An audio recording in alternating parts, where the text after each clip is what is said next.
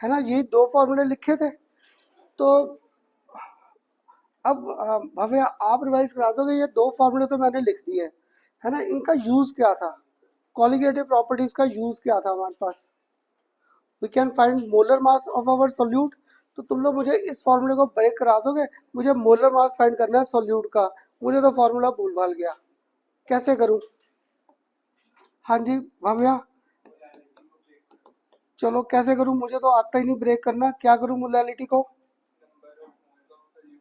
चल number of moles of solute, तो that means W2 ऊपर और M2 नीचे आ गया, और good upon mass of solvent था। अगर ये ग्राम्स में है तो 1000, तो यहाँ पर मेरे पास M2 इज इक्वल टू क्या आ गया KB, साथ में क्या आ गया W2, साथ में क्या आ गया 1000, और डिवाइड बाई यहाँ पर क्या हो गया डेल्टा TB, और साथ में W1 आ गया मेरे पास फॉर्मूला न्यूमेरिकल्स के। लास्ट टाइम ना दो तुम्हें बिल्कुल सिंपल न्यूमेरिकल्स कराए थे कि एक बार रास्ता स्टार्ट हो कैसे करने हैं। आज आधे से ज़्यादा लेक्चर इनके न्यूमेरिकल्स पे ही है। क्लियर, इनके न्यूमेरिकल्स ही करेंगे सारे। इसको भी स्टार्ट करने से पहले न्यूमेरिकल एक और रिवाइज करा दो। डेल्टा TB और डेल्टा TF किया था, है ना। मैंने फॉर्मूला लिखा, बता देना मैंने ठीक लिखा है या गलत लिखा है, मुझे बस ये बता दो मैंने दोनों कंसेप्ट ठीक लिखे या गलत लिखे हैं, है ना। क्योंकि पहला क्या था, एलिवेशन इन बॉइलिंग पॉइंट, तभी बॉइलिंग पॉइंट ऑफ सोल्यूशन ज्यादा था और सॉल्वेंट का क्या था, कम था। दूसरे में मैंने लिखा था डिप्रेशन इन फ्रीजिंग, अगर डिप्रेशन है भी T0F ज्यादा था और TF की वैल्यू क्या थी, कम। इसी लॉजिक्स में सारे हम लोगों ने कंसेप्ट किए थे। आज हमारे ना इन्हीं के न्यूमेरिकल्स है। क्लियर, इन्हीं कंसेप्ट के न्यूमेरिकल्स मूव करने थे, डेल्टा TB और डेल्टा TF। लास्ट टाइम बड़ा सा न्यूमेरिकल किया था, बड़ी बड़ी टर्म्स दी थी, और तुम्हें टिप दिया था जहाँ पर दो सेट आ गए रीडिंग्स के, उनका यूज किया था, पहले से निकालो कांस्टेंट, दूसरे में कांस्टेंट की वैल्यू को पुट करना था, उसी बेस पे न्यूमेरिकल्स थे। अब बताओ सारे फॉर्मूले आ गए ध्यान में, क्लियर। करें अब इसके न्यूमेरिकल स्टार्ट। एक लिखो आज का फर्स्ट न्यूमेरिकल।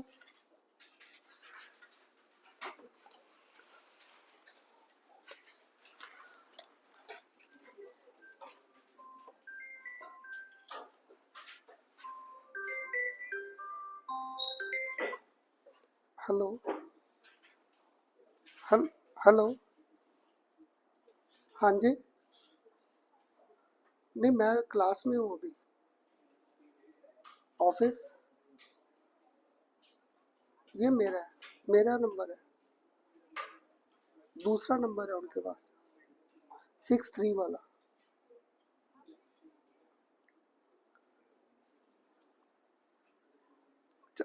अब लिखो आज का first numerical, 5% solution, 5% solution of 5% solution of cane sugar, 5% solution of cane sugar has freezing point, 5% solution of cane sugar has freezing point 271 Kelvin, has freezing point 271 Kelvin. Calculate freezing point of, calculate freezing point of 5% glucose, calculate freezing point of 5% glucose in water given freezing point of pure water, given freezing point of pure water is 273.15 Kelvin. Given freezing point of pure water is 273.15 Kelvin. ये numerical ना तुम्हारा इतना important है, CBSE में भी आ रखा है, competition के पेपर उठाओ ना, JEE और नीट में, मेरा 3-4 बार तो सेम का सेम न्यूमेरिकल आया है। अब या करो, मैंने आपको जब न्यूमेरिकल स्टार्ट किया था, ये केन शुगर है, मैंने आपको स्टार्टिंग में दिया था केन शुगर आ जाए, रॉ शुगर आ जाए, या फिर क्या आ जाए सुक्रोस आ जाए, तीनों का मीनिंग एक ही है। केन शुगर, रॉ शुगर और सुक्रोस, तीनों का फॉर्मूला क्या था, C12H22 और O11, ये था। क्लियर, ये फॉर्मूले आ गए। इसका मोलर मास भी शायद अब तो याद हो ही गया होगा, 342, ग्लूकोज का फॉर्मूला क्या था, ग्लूकोज ही दिया ना, C6H12 और O6, कार्बन का 12, हाइड्रोजन का 1 और ऑक्सीजन का क्या था 16, सारा एडअप कर देते हैं क्या आ जाएगा 180 ग्राम पर मोल आ जाएगा। क्लियर, दो के मोलर मास से तो क्लियर। अब तुम लोग बताओ मुझे इस न्यूमेरिकल को मूव कैसे करें, फाइंड क्या करना है। फॉर्मूला मैं लिख देता हूँ, फॉर्मूला था delta T F is equal to K F और साथ में क्या था एम। फॉर्मूला तो मेरा ये है, ठीक, फॉर्मूला तो मेरा ये है। अब तुम लोग बताओ इसमें मैंने फाइंड क्या करना है, तो डेल्टा टी एफ फाइंड करना है। अगर डेल्टा टी एफ कहता फिर मैं आपको कहता find depression in freezing point. मैंने आपको क्या कहा, find freezing point of 5% glucose solution. तभी बेसिकली मैं टी एफ की बात कर रहा हूँ, एक तो ये। और इस बार अगर तुम्हें से किसी ने ध्यान दिया, मैंने दो सोल्यूशन दिए, पहला दिया आपको 5% ऑफ केन शुगर और दूसरा मैंने आपको दिया 5% ऑफ ग्लूकोज।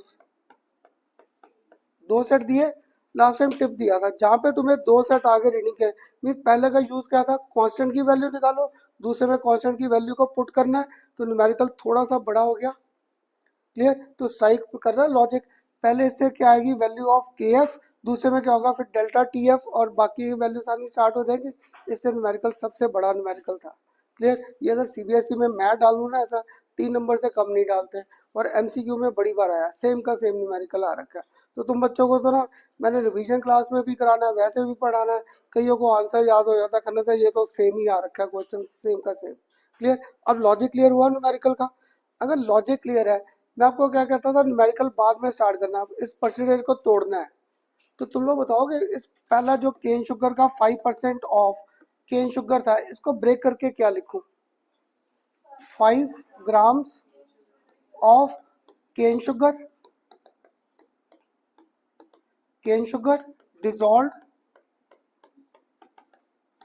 डिजॉल्व इन क्या लिखूं, 100 ग्राम्स ऑफ सॉल्यूशन। क्लियर, क्यों लिखा ग्राम में, क्योंकि इस बार क्या था एम का कंसेप्ट है मोलालिटी। अभी आपने फॉर्मूला ब्रेक कराया था, दोनों चीजें क्या थी मास में है। अगर दोनों चीजें मास में है तो ये मास में ब्रेक कर दिया, तो यहाँ पर मेरे पास पक्का है मास ऑफ वाटर। वाटर मेरे पास यहाँ पर मास क्या आ जाएगा 100 माइनस दिस, तो यहाँ पे 95 ग्राम्स आ गया, 95 ग्राम। क्लियर, अब देखो अगर मैं पहला फॉर्मूला लिखता यहाँ पर delta T F is equal to यहाँ पर क्या था के एफ। अब तो लॉजिकली लिख सकता था W2/M2, इधर W1 और इधर मेरे पास क्या था 1000। तो ये पहला केस कर रहा था, सुक्रोस आ गया या केन शुगर आ गया। तो केन शुगर तुम्हें समझ जल्दी आ जाए, यहाँ पे C कर दूं केन शुगर के लिए, ये कर दूं। तो यहाँ पे अब तुम लोग मानते हो मुझे पहले से क्या फाइंड करना था के एफ, तो के एफ क्या आ जाएगा यहाँ पर delta T F into mass of cane sugar molar mass, साथ में W1, नीचे मेरे पास यहाँ पर क्या आ जाएगा WC सुक्रोज का और मल्टीप्लाई बाय 1000 आ जाएगी यहाँ पर के एफ की वैल्यू। हाँ जी, आ जाएगा के एफ। अब ये तो मैंने अभी आपसे पूछना स्टार्ट करना था, एक तो डेल्टा टी एफ जो है मुझे यहाँ पर क्लियर, मैंने अब आपको क्या दिया है पहले क्वेश्चन में पढ़ो, 5% of cane sugar has freezing point, कितना फ्रीजिंग पॉइंट दिया है 271, और प्योर वाटर का कितना दे रखा है 273.15। मुझे नहीं पता किसको किस में से माइनस करना है, बड़े में से छोटे को माइनस करूँ तो 2.15 आ गया। पर अब तुम सबको तो लॉजिक अगर क्लियर था, ये पक्का टी नॉट एफ, ये टी एफ नहीं दिया मैंने, इसलिए मैंने आपको ना पहले दो न्यूमेरिकल आसान कराए, तो उसमें डायरेक्ट दिया था एलिवेशन। इस बार मैंने क्या दिया freezing point of this solution, तो फ्रीजिंग पॉइंट मैंने आपको क्या दिया 271, तो मैंने ये टी एफ दे दिया, और टी नॉट एफ क्या 273.15। तो अगर यहाँ पर वैल्यू पुट कर दूंगा ये 2.15 आ गया, मोलर मास ऑफ दिस क्या आ जाएगा 342, साथ में मेरे पास W1 क्या लिखूं, W1 क्या लिखें, किसका मास सॉल्वेंट का। यही तो मैंने अभी आपसे कहना था, जिस बुक से मैंने उठाया है उन्होंने इसको 100 ही ले रखा है, उन्होंने 100 ही ले रखा है। आपकी मर्जी है, चाहे आप इसे 100 लो, चाहे आप इसे क्या लो 95। क्यों, क्योंकि मैंने आपको पहले कहा था up to 5% we can neglect this quantity, 5% तक इसे नेगलेक्ट कर सकते थे। अब WC वेट ऑफ दिस, तो ये कितना आ गया 5 ग्राम, और साथ में इधर क्या घूम रहा है 1000 आ जाएगा यहाँ पे के एफ। क्लियर हुआ सबको लॉजिक, इसके बाद मैंने क्या किया, कार्तिक यहाँ पर लिखते थे W2/M2, इस बार क्या था, ये केन शुगर था, इसमें मैं केन शुगर का C लिख दिया और कुछ नहीं किया। क्लियर। और मुझे क्या था, यहाँ पे सिर्फ KF की वैल्यू फाइंड करनी थी, आ जाएगी। तो जिस बुक से मैंने उठाया ना, उन्होंने इस वैल्यू को पूरा फाइंड भी नहीं किया, उन्होंने आंसर बीच में छोड़ दिया। तो KF 2.15 और इसको डिवाइड किससे कर रखा, बाय 0.154। ये आ गई यहाँ पर हमारे पास KF की वैल्यू। अब पहले बताओ यहाँ तक सबको लॉजिक क्लियर हुआ? हाँ जी, सबको लॉजिक क्लियर हुआ यहाँ तक? पक्का क्लियर। अब दूसरा सोल्यूशन कौन सा दे रखा है आपको आगे, 5% ऑफ ग्लूकोज। अब आगे आपको ये दे रखा है 5% ऑफ ग्लूकोज। क्लियर। तो धुन इसको ब्रेक करके क्या लिखूं, 5 ग्राम्स ऑफ ग्लूकोज। तो लिख दूं formula C6H12O6 dissolved in 100 grams of solution. तो यहाँ पर मेरे पास mass of water 100 minus this करके फिर 95 ग्राम आ जाएगा, 95 ग्राम। अब फॉर्मूला फिर मैंने लिख दिया, delta TF is equal to KF into साथ में क्या था M। इसे ना तुम सबसे कहता था, फॉर्मूले धीरे धीरे मेरे साथ ही याद होते जाएंगे। क्लियर। अब इसको ब्रेक करना था, तो भविष्य अब आप करा दोगे ब्रेक। क्या लिखो इसे, M को ब्रेक करके मोल्स ऑफ सोल्यूट, इस बार कौन सा, ग्लूकोज है। अगर ग्लूकोज है तो WG और MG कर दो नीचे ग्लूकोज के लिए। साथ में नीचे क्या था, मास ऑफ सॉल्वेंट वाटर, और इधर मेरे पास क्या घूम रहा है, इसलिए फॉर्मूले को ना लॉजिकली ब्रेक करते जाओ बस। क्लियर। अगर ये सारा ब्रेक कर दिया, आप आर्यन आप बड़े कम आंसर करते हो ना, अब मुझे इनकी वैल्यूज पुट करा दे। KF कितना है मेरे पास, 2.15 और डिवाइड बाय क्या था, 0.154। क्लियर। वेट ऑफ ग्लूकोज कितना लिखूं, वेट ऑफ ग्लूकोज, गुड, मुझे यही था 5। और पता है क्या, सॉरी वो जो अभी पेरेंट्स आए थे तो उनके साथ टाइम थोड़ा लगाना पड़ गया, क्योंकि उनका बेटा लास्ट ईयर था इसमें फिजिक्स वाला, और 10th में उसके आ रखे थे मैं कहा 90% के आसपास। अब मैंने कहा लेट क्यों आया, जिस स्कूल में पढ़ रहा था सारे पेपर रिपीट कराए थे, सारे के सारे पेपर रिपीट थे। सॉरी, इसलिए उनके पापा परेशान थे, तो मेरा भी ना दिमाग में अभी उसी का घूम ही जा रहा है। समझ आ रहा है कैसे कर रहा था, तो मेरे दिमाग में उसका घूम रहा है। बताओ 90% वाले को तीनों पेपर रिपीट कराए उन्होंने, फिजिक्स केमिस्ट्री और मैथ्स का। ऐसा बुरा फंस गया वहां पे जाके। अब बताओ यहाँ तक सबको क्लियर हुआ? अब भव्य इधर तो 1000 आ गया, मोलर मास इसका चाहिए, ये अभी बता दिया था 180। तो तानिश जो आपको था इधर, आपकी मर्जी है, W1 है, चाहे 95 लो चाहे क्या लो 100, आंसर में इतना फर्क नहीं आएगा। क्लियर, आंसर में इतना फर्क नहीं आएगा। ठीक अंश, अगर यहाँ तक आ गए अग्रिम, इसको अगर आपने सॉल्व किया डेल्टा TF, तो इसका आंसर आ जाएगा हमारे पास घुमा फिरा कर यहाँ पर 4.08। क्लियर। केल्विन में कर रहा था तो ये K आ गया।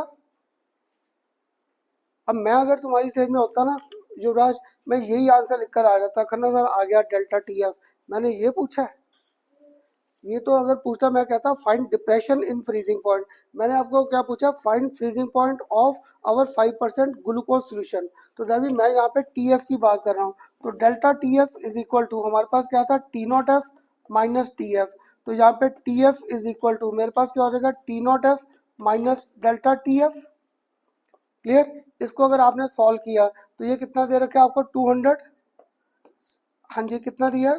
फिर मुझे देखना पड़ेगा, नहीं तो 273.15 और माइनस क्या है 4.08 आ जाएगा अब तो इसका आंसर। क्लियर। तो ये अगर आपने सॉल्व किया तो ये आ जाएगा आपका घुमा फिरा कर 269.07। अब बताओ सबको क्लियर हुआ न्यूमेरिकल कैसे किया? बस तुम्हें ना इतने बड़े एक ऋषि, तुम्हें इन न्यूमेरिकल का लॉजिक मिलना चाहिए। इतना बड़ा न्यूमेरिकल बुक में अगर बिना सोचे सॉल्व करने बैठ गए फिर मुश्किल है। तुम लोग पहले स्टेप बना लो, 2 सेट है रीडिंग के, तो हमें खन्ना सर ने कहा था पहले से निकाल लो KF, दूसरे में इसकी वैल्यू को पुट करो। एक लॉजिक ये आ गया। सेकंड, ये सारा रिलेशन मास पे घूम रहा था, तो परसेंटेज को ब्रेक कर दिया इन टर्म्स ऑफ मास। अब याद है ऑस्मोटिक प्रेशर में मास बाय वॉल्यूम किया था, क्योंकि वहां पे क्या था, नंबर ऑफ मोल्स प्रेजेंट पर लीटर ऑफ द सॉल्यूशन था। बाकी सब में मास का ही कंसेप्ट है, तो मास के बेस पे फाइंड कर दिया। जैसे वैल्यू फाइंड की, मैं टिक लगाता डेल्टा टी एफ पे। पर अगर ये पूछता फिर था find depression in freezing point, पर मैंने क्या पूछा, find freezing point of 5% glucose solution, we are talking terms of T F. मैं यहाँ पे टी एफ की बात कर रहा हूँ, इसलिए न्यूमेरिकल को यहाँ तक ले गए। अब बताओ क्लियर हुआ? हाँ ऋषि पूछ। अच्छा, मुझे लगा कोई डाउट आया। क्लियर? सबको क्लियर हुआ ये न्यूमेरिकल? हाँ जी आर्यन, पक्का? कोई है डाउट तो पूछ लो ध्रुव। सबको पक्का? अब देख, यहाँ तक जितने मैंने न्यूमेरिकल्स किए, इनमें ना एक लॉजिक लेकर चल रहा था। देखो, जो लॉजिक लेकर चल रहा था, आपसे जितने न्यूमेरिकल पीछे देखना, कभी मैं कहता था W2 फाइंड कर दो, मोस्टली मैंने आपको कहा फाइंड मोलर मास, यही चीजें फाइंड करा रहा था। अब ना न्यूमेरिकल्स को हम लोग थोड़ा सा और गंदा ले जाते हैं। गंदा कैसे? मैं आपको कहूंगा find atomic mass of our given elements. Clear? 11th class में एक हम लोगों ने किया था बेसिक कंसेप्ट में, मल्टीपल प्रोपोर्शन लॉ। याद है किसी को क्या था मल्टीपल प्रोपोर्शन लॉ? चलो मुझे थोड़ा थोड़ा याद आ रहा है, दो एलिमेंट्स को कंबाइन करके more than one type of compound बनाते थे। जैसे हाइड्रोजन और ऑक्सीजन है, आपने एक ने कह दिया खन्ना वाटर बनेगा, एक ने कहा पेरोक्साइड बनेगा, तो ये लॉ ऑफ मल्टीपल आता था। इसी के बेस पर ना न्यूमेरिकल्स आते हैं। क्लियर? ऐसे ही अगर मैं कर दूं कार्बन और ऑक्सीजन है, तो वो CO2 भी बना सकते हैं और CO भी बना सकते हैं। आज ना ऐसे ही आएगा। अभी तक हम लोग सारे न्यूमेरिकल में फाइंड क्या कर रहे थे, मोलर मास। अब तुम्हें नेक्स्ट न्यूमेरिकल में क्या, मोलर मास नहीं, तुम्हें आ जाएगा find atomic mass of these species. और ये नहीं आएगा सी और ओ का करना, तो ये तो हमें वैसे ही पता है, ये नहीं आएगा। मैं कंपटीशन और CBSE में इसको क्या घुमा दूंगा, AB2 के बेस पे या AB4 के बेस पे। तो तुम्हें क्या, इनके मोलर मास तो आ जाएंगे इस फॉर्मूले से। क्लियर? पर पेपर में क्या आएगा, find atomic masses of these elements. तो मेरा न्यूमेरिकल थोड़ा सा और आगे नहीं चला जाएगा? इसलिए मैं ना आपको थोड़े सिस्टमेटिक न्यूमेरिकल कराता हूँ। पहला न्यूमेरिकल बिल्कुल सिंपल किया था, सेकंड में स्टेटमेंट्स क्या कर दी बड़ी, थर्ड में मैंने उसको क्या घुमा दिया परसेंटेज के बेस पे, ताकि मेरा कंपटीशन CBSE में क्वेश्चन क्या हो जाए, छोटा। अब इनको और आगे गंदा कैसे ले जाऊंगा, अभी तक जितने न्यूमेरिकल्स किए कॉलिगेटिव प्रॉपर्टी, हर बार हम लोग मोलर मास फाइंड कर रहे थे। मैंने कहीं नहीं कहा फाइंड एटॉमिक मास या symbols of our given compound, मैंने किसी का फॉर्मूला भी नहीं पूछा। ऐसे हमारे न्यूमेरिकल थोड़े से टिपिकल हो जाएंगे। करें एक और न्यूमेरिकल। पहले अगर उसका लॉजिक दे दूं, उसमें क्या होगा, मेरे पास A और B दो एलिमेंट्स हैं, वो क्या बना देंगे AB2, और साथ में क्या बना देंगे AB4 बन सकता है। तभी इन फॉर्मूले को यूज में लाकर, इन फॉर्मूले को यूज में लाया, तो उनसे मेरे पास क्या आ जाएगा, मोलर मास ऑफ AB2 आ जाएगा। ऐसे ही मेरे पास मोलर मास ऑफ AB4 भी आ जाएंगे मोलर मास। पर पेपर में क्या होगा, सपोज रफली मैंने इसे सॉल्व किया, ये 100 आ गया और ये मेरे पास आ गया 120, रफली। सॉल्व मत करने बैठ जाना, ये आ गए मेरे आंसर। अब तुम लोग बताओगे मुझे एटॉमिक मास फाइंड करना है A और B का, कैसे करूं? हाँ जी। अब देख, जब ये है, मुझे A का नहीं पता, इसको A मान लूं, B का नहीं मालूम, इसे B मान लूं, तो क्या हो जाएगा मेरे पास, फर्स्ट केस में A plus 2B is equal to 100 हो जाएगा। इसका मैंने क्या मान रखा है, A एटॉमिक मास, इसका क्या मान रखा है B। तो नेक्स्ट में क्या हो जाएगा, A plus 4B is equal to 120 बन गया। दो इक्वेशन सॉल्व कर सकते थे A और B। तुम लोग वाटर में ऐसे नहीं करते? जब ये वाटर है, हाइड्रोजन का एटॉमिक मास क्या था 1, ऑक्सीजन का क्या था 16, तो तुम लोगों ने क्या किया 1 इंटू 2, साथ में क्या कर दिया 16। यहाँ पे मुझे एटॉमिक मास ही मालूम, इसका A और इसका B कर दिया, तो क्या आ गया मेरे पास यहाँ पर 2A plus B is equal to 18 gram घूम रहा है। क्लियर? ऐसे ना हमारे न्यूमेरिकल थोड़े मुश्किल हो जाते हैं। और ये तुम्हारे ना JEE के पेपर में सेम न्यूमेरिकल आ रखा है AB2 और AB4, ये तो पेपर में कोई केस घुमा सकता हूँ। तो जो मैंने आपको असाइनमेंट दी है, जो नोट्स के साथ दी है, उनमें एक क्वेश्चन इसी पैटर्न के है, उसमें कॉलिगेटिव प्रॉपर्टीज के थे। तो वहाँ पे क्या हो गया, हो सकता है मैं पेपर में आपको AB और इधर क्या कर दूँ AB3। कंसेप्ट तो यही रहेगा न्यूमेरिकल का, कि पहले इनके मोलर मास फाइंड करो, फिर इनके एटॉमिक मास फाइंड करो। थोड़ा सा क्वेश्चन और बड़ा हो जाएगा। करें एक न्यूमेरिकल, जिसको अभी भी डाउट आ रहा है खन्ना सर कैसे करेंगे क्या था, करें एक न्यूमेरिकल और। लिखो एक next, two elements, two elements A and B, two elements A and B form compounds. Two elements A and B form compounds AB2 and AB4. Form compounds AB2 and AB4 when dissolved in 20 grams of benzene. When dissolved in 20 grams of benzene, 1 gram of AB2,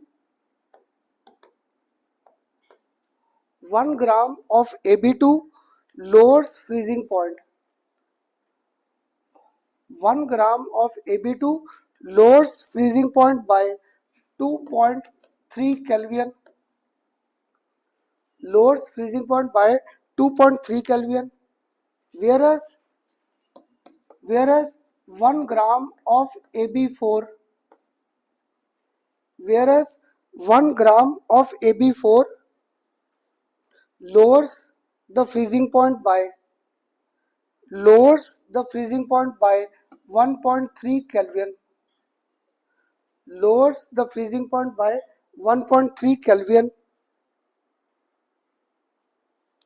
अब तुम लोग बताओ, यहाँ पे मैंने KF देना है, किसका दूं, AB2 का, AB4 का या बेंजीन का, है ना, क्योंकि आपको लास्ट टाइम टिप दिया था तुम्हें पेपर में सारे KF गिवन होंगे, मुझे हर बार किसका लेकर चलना था, सॉल्वेंट का। तो यहाँ पे तुम्हें गिवन है, given KF for benzene is given KF for benzene is 5.1 K kilogram per mole. K kilogram पर मोल, KF की वैल्यू दे दी,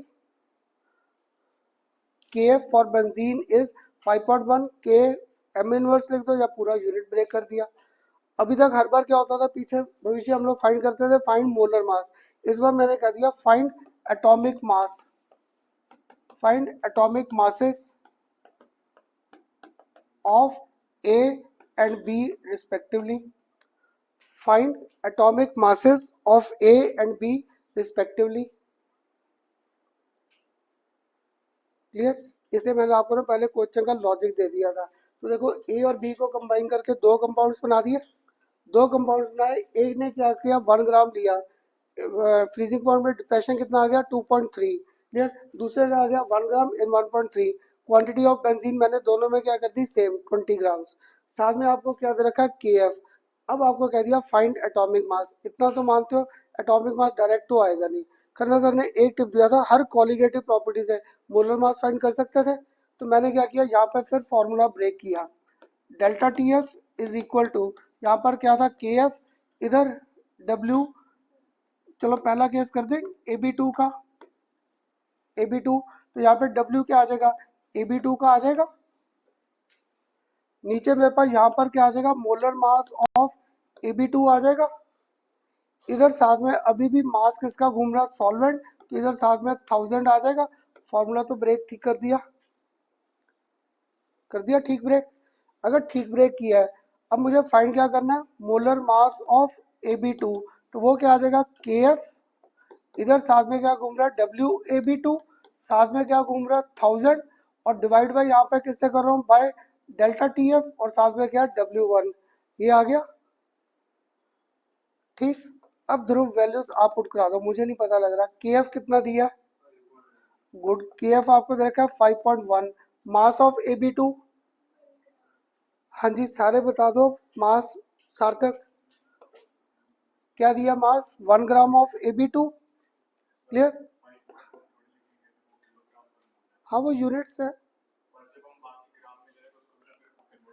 पर यहाँ कर जब हम लोग मोलैलिटी लिख रहे हैं, इसका एक और बुक पे यूनिट आसान क्या दिया था K/M, तो आपका मोलैलिटी कट नहीं जाएगा सारा, क्योंकि इसका बेसिक यूनिट क्या था, KF का यूनिट क्या था मेरे पास, KF का यूनिट क्या था मेरे पास Kelvin/M, और मोलैलिटी कट गया, केल्विन में ही रह गया आंसर। हाँ ये किलोग्राम तो तेरा ये जो मास है ये भी तो किलोग्राम में कन्वर्ट किया है, किलोग्राम का किलोग्राम नहीं कट गया, कौन सा, ये जो मैंने लिया ग्राम में माना ग्राम में है, ये तेरे पास केजी में नहीं कन्वर्ट कर दिया मैंने, गुरुजी ये मास तेरा ग्राम में है तो ये भी तो ग्राम में ही आ रहा है, तो इसको मैंने किलोग्राम में ले रखा है, ग्राम के साथ ग्राम कट गया, आंसर तो केजी में ही रह गया। ये देख, इसका अगर बेसिक यूनिट लिखता है delta T F is equal to K F into M था, के एफ के मैंने बेसिक यूनिट क्या दिए थे, के बाय एम, और इधर तेरे पास साथ में क्या घूम रहा है, एम, एम के साथ एम कट गया, डेल्टा टी एफ का यूनिट यही नहीं आ गया। और अगर ब्रेक करना है, के एफ का यूनिट क्या था, के था, नीचे मोल था, तो ऊपर जाके क्या हो जाएगा, किलोग्राम और मोल इनवर्स, और इसका तेरे पास यूनिट क्या है, मोल इंटू किलोग्राम इनवर्स।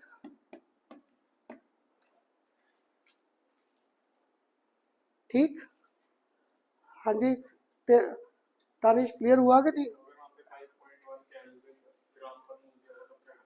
अगर ग्राम होता उसको फिर मुझे पहले केल्विन में कन्वर्ट करना, उसे किलोग्राम में कन्वर्ट करना पड़ेगा, फिर डिवाइड बाय 1000 करके। ठीक, इसे जैसे मर्जी यूनिट पुट कर दे, सिर्फ केल्विन ही रह गया। अगर केल्विन रह गया, अब वैल्यूज पुट कराओ, ये तो साथ में 1000 ही घूम रहा है, डेल्टा टी एफ का क्या करें, है ना, फर्स्ट केस में आपको क्या दे रखा है 2.13, और W1 कितना दे रखा है 20 ग्राम, आ जाएगा मोलर मास पहला 2.3 था। तो यहाँ पर ये आपको मैंने दे रखा है, यहाँ पर फर्स्ट केस 2.3 आ जाएगा मोलर मास पहला। इसको अगर आपने फाइंड किया ना फर्स्ट केस में, तो ये आ जाएगा आपके पास MaB2 110.8, और इसके अभी आंसर किसमें घुमा रखा था, ग्राम पर मोल, तो ये आ गया molar mass of Ab2। Clear? हाँ जी, सबको क्लियर हुआ? अब ऐसा करूँ, थोड़ा सा टाइम सेव करने के लिए यहाँ पे मोलर मास ऑफ Ab4 सीधा कर दें फाइंड। इसका फॉर्मूला मेरे पास क्या आ जाएगा, KF, साथ में क्या आ जाएगा W Ab4, नीचे मेरे पास क्या आ जाएगा डेल्टा TF, और साथ में मेरे पास क्या आ जाएगा W1, और इधर साथ में क्या आ जाएगा 1000, यही आ जाएगा।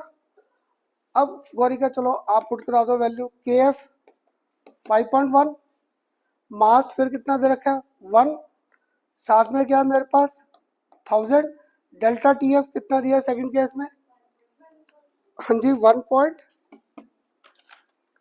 कितना दे रखा है 1.3, और W1 कितना दे रखा है फिर आपको 20, आ जाएगा molar mass of Ab4। Clear? इसका अगर सेकंड केस आपने फाइंड किया तो ये आ जाता है 196.15 ग्राम्स पर मोल। आगे दोनों मोलर मास,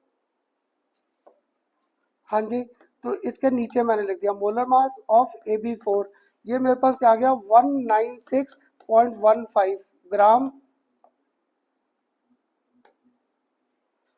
क्लियर? अब मैंने ये तो पूछा ही नहीं था इस बार, है ना, मैंने आपसे क्या पूछेगा, फाइंड एटॉमिक मासेस, तो अब आप ही बताओ क्या करूं, A और 2B is equal to 110.8, A plus 4B is equal to 196.15। Clear? अब तो फाइंड कर सकता था दोनों इक्वेशन से, ये तो 10th क्लास में भी ऐसे कैलकुलेशन करते थे, है ना।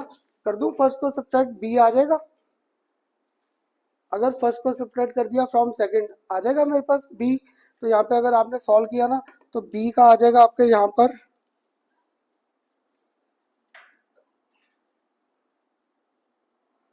मोलर मास ऑफ B आ जाएगा यहाँ पे आपका 42.64, ये अगर आप फाइंड करोगे यहाँ पर आ जाएगा 42.64, और A का फाइंड करोगे तो ये आ जाएगा रफली यहाँ पर 25.59 ग्राम्स पर मोल। अब बताओ कुछ क्लियर हुआ पूरा न्यूमेरिकल? ये न्यूमेरिकल ना बड़े इंपॉर्टेंट है, पता नहीं कितनी बार तुम्हारे पेपर में ऐसे ही क्वेश्चंस आएंगे। क्लियर? इससे पहले मैंने आपको मल्टीपल का लॉ थोड़ा रिवाइज कराया था। क्लियर हुआ सबको? हाँ जी, सबको क्लियर हुआ? तानिश ये देख, फिर मैं लिखता हूँ, अभी भी अगर दिमाग में घूम रहा है, ये KF था, इधर M था ना, याद है KF के हम लोग यूनिट्स क्या लिखे थे, यहाँ पे KF इंटू M था, तो KF के यूनिट याद है हमारे पास क्या था, K बाय M, तो यहाँ पे इसका यूनिट क्या था K बाय M, इधर साथ में क्या घूम रहा है M, M के साथ M कट गया, K में आ गया केल्विन में। अब अगर मैं मोल को ब्रेक कर दूं मोलालिटी को, मोलैलिटी हमारे पास क्या था, मोल्स पर किलोग्राम, तो मोल किलोग्राम इनवर्स आ गया इसका। अब के एफ का क्या था, के तो था, मोल नीचे था, अगर मोल को ऊपर कर दूं तो क्या हो जाएगा, मोल इनवर्स, और साथ में क्या आ गया, किलोग्राम, ये कट गया और ये कट गया, आंसर फिर हमारा केल्विन का केल्विन में रह गया। क्लियर। मैंने वहां पे क्या किया था, W1 को 1000 करके केजी में कर दिया। अब ये तेरा आंसर मास भी ग्राम में है, और जो मैंने W लिया वो भी क्या था, ग्राम में, तो ग्राम का आंसर ग्राम में ही रह गया, क्योंकि मैंने W1 को मास को पहले ही सॉल्वेंट का केजी में कन्वर्ट कर दिया। ठीक, ये था यूनिट्स को कन्वर्ट करने का सिंपल सा लॉजिक। क्लियर। अब बताओ सबको क्लियर हुआ न्यूमेरिकल, पक्का? सबको कोई डाउट है बता दो, ताकि रिपीट कर दूंगा सारा क्वेश्चन। क्लियर। अगर ये क्लियर है, अब इस मेथड को थोड़ा सा और आगे लेकर जाना है। अब देखो, पहले मोलर मास फाइंड किए, फिर मैंने फाइंड किए इनके एटॉमिक मासेस। युवराज, अब मैंने इनके फॉर्मूले प्रिडिक्ट कराने हैं, थोड़ा सोच कर आंसर देना। 11वीं क्लास में मोल कंसेप्ट तो सबने कर रखा है। क्लियर। तो याद है हम लोग ऐसे लिखते थे, 1 मोल, 1 मोल। सपोज अगर मैं इसे एटम्स के बेस पे लिख रहा था, 1 मोल ऑफ एटम के बेस पे अगर लिख रहा था, तो हम लोग यहाँ पर सबसे पहले क्या लिखते थे, ग्राम एटॉमिक मास। फिर हम लोग यहाँ पे क्या लिखते थे, एवोगैड्रोस नंबर 6.022 इंटू 10⁻23। फिर अगर आपको थोड़ा सा भी ध्यान हो, किसी ने पक्का लिखवाया होगा 1 gram atom, 1 gram atom. Clear. इसका क्या था, सपोज मैंने ना आपको फॉस्फोरस का न्यूमेरिकल करा रहा था। फॉस्फोरस का ना मेरे पास मोलर मास जो है वो आ गया यहाँ पर घुमा फिरा कर 124 ग्राम। मैंने आपको ना सारा सेम न्यूमेरिकल डाला था, मैंने कर दिया कि फॉस्फोरस का क्रिस्टल है, आपको आ गया predict formula of phosphorus. Paper में क्या हुआ, ऐसे पूरा न्यूमेरिकल डाल के मैं कह दूंगा प्रिडिक्ट फार्मूला ऑफ फॉस्फोरस। अगर फॉस्फोरस का फार्मूला प्रिडिक्ट करना है और तुम्हें फॉस्फोरस का एटॉमिक मास गिवन है, दैट इज 31 ग्राम्स पर मोल, तो क्या होगा, पहले अगर मैंने मोलर मास फाइंड किया वो रफली आ गया 124। तो अगर तुम्हें मोल कंसेप्ट थोड़ा सा भी याद है, अगर 31 ग्राम है तो मेरे पास 1 ग्राम एटम था। अगर मेरे पास 1 ग्राम है तो कितने एटम आ जाएंगे, 1/31। मेरे पास क्या है, अगर मोलर मास आया 124, इसको 124 से मल्टीप्लाई किया, 4 आ गया। किसी को तो ध्यान होगा फॉस्फोरस का P4 ही बनता है फॉर्मूला। ऐसे आपको फॉर्मूले प्रिडिक्शंस आ जाते हैं ग्राम पर मोल, क्योंकि इन्हीं में हम लोगों ने फाइंड किया ग्राम पर मोल में। तो अब बताओ यहाँ पर ये लॉजिक क्लियर होगा कैसे था। तो ये पेपर में ना आपको कभी आ जाएगा न्यूमेरिकल P4, कभी आ जाएगा ओजोन के बेस पे। सल्फर के याद है S8 भी है, S6 भी है और S2 भी है, ये सारे केसेस आ सकते हैं पेपर में। तो क्या होगा, पहले तुम्हारे पास आएगा मोलर मास, तो फिर मुझे लॉजिक क्लियर था, फॉस्फोरस का 31 ग्राम है तो उसका एक एटम है, जितना मास आया नंबर ऑफ एटम्स आ जाएंगे ग्राम एटम, उससे फॉर्मूले बनने स्टार्ट हो जाएंगे। ये न्यूमेरिकल ना, ये जो लास्ट करा रहा था, ये सीबीएसई में कभी नहीं पढ़ा मैंने, AB2 AB4 भी आ रखा है, ये एक आध बार कंपटीशन में आया था। उन्होंने क्या कर दिया, एस को यहाँ पे एक्स करके एक्स की वैल्यू पूछ रखी थी, how many X are involve, क्यों, ये S8 भी है, S6 भी है और S2 भी है। हम लोग जब करेंगे ना P ब्लॉक एक्स्ट्रा क्लासेस में, तब ये सारे स्ट्रक्चर्स हमारे कोर्स में है। S8 तो शायद सबने किया होगा, crown like structure, crown like structure था, इसका चेयर लाइक स्ट्रक्चर आता है। S2 हमारे पास मॉलिक्यूलर ऑर्बिटल थ्योरी के बेस पे था। करें एक और न्यूमेरिकल, हाँ जी करूँ ऊपर, एक लिखो इसका last numerical of our this concept, एक लिखो next.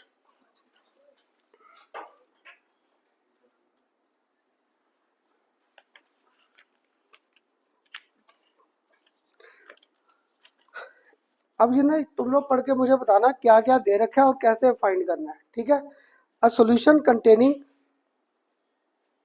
a solution containing 2.56 gram, 2.56 gram of sulfur,